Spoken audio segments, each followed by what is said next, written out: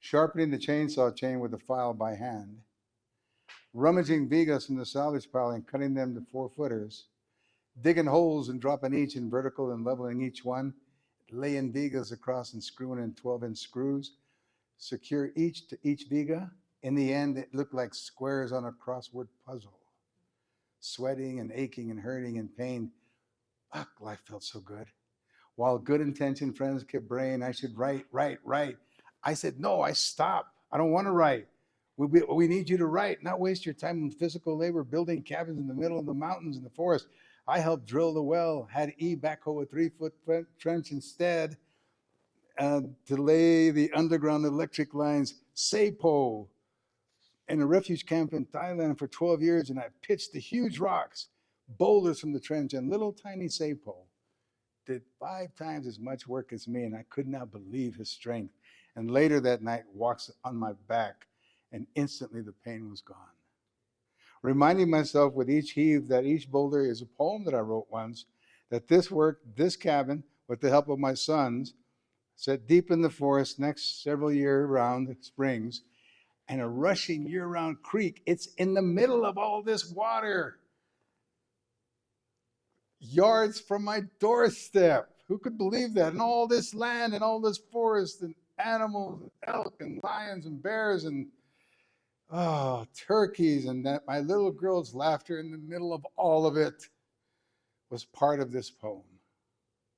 My little boy's red face after hiking in the forest so deep that bears and mountain lions are naturally sighted, encountered with a spoonful of respect and truckload of fear.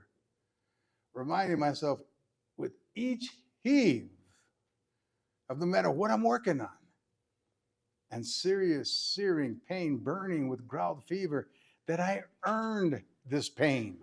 It's my pain. That none of this lung panting, groan aching joy came about from selling drugs or selling my soul or compromising my values. That I am the one of the lucky ones who never had a job. I'm one of the lucky ones in the mountains heaving stones to build a cabin. Fortunate enough to live a life all my own. So no, I don't want to write. Mistakes and sorrow and smiles all compacted into one large tortilla ball, flattened and roasted in the comal and eaten with green chili. How about that? And so I drive in the Burque every 4 or 5 weeks to meet up with camaradas and dine and drink and party. And then I take the kids to see their friends, of which there are plentiful. But on coming back, I realized what a different world I live in. What a different world. In these mountains, how soft I wake up to the sunlight and dew on the leaves and on the window panes. How eagles gliding at peaks arouse my heart. That's the first thing I see. And how the earth is a naked woman that turns over on her side onto her stomach, showing her lovely thighs and round. And I just look and go, oh. And how her bluish gray hair is a creek running downhill behind the cabin, and her smooth boulders are surrounding me. How different I breathe here, Mother. How different I walk here, Mother. How different I thank the spirit world for living here, Mother. Oh, and see this difference, all this difference tears from me all fear. Like a grimy t-shirt caught on a thorn on a barbed wire fence as I crouch and scuttle under it on my way further and further and further and further into the forest, where I slowly learn new languages to speak.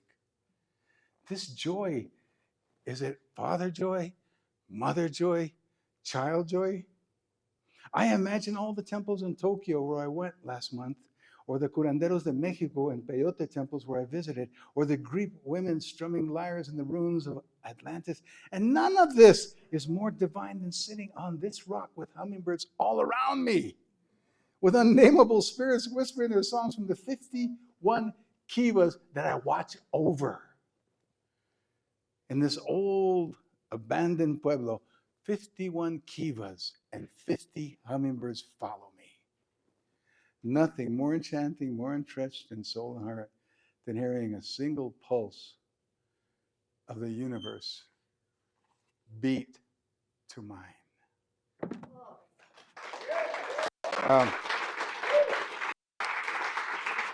Thank you very much.